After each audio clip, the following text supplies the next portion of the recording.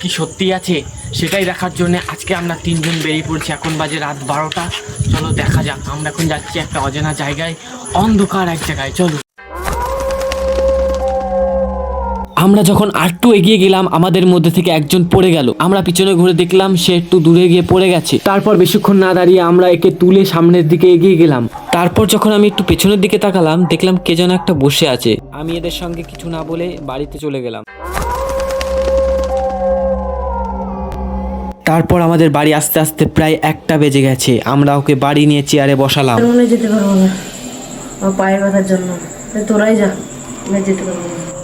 আমরা দুজন যাই, ওখানে কি আছে সেটা দেখে আসি।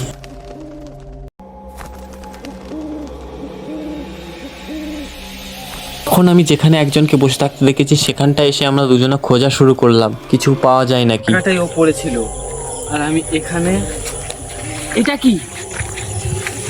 এখানটাই তো বসেছিল। আমাদের বোধহয় এখানে থাকাটা আর ঠিক হবে না।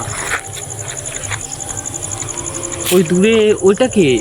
তারপর আমি কাছে গিয়ে দেখলাম,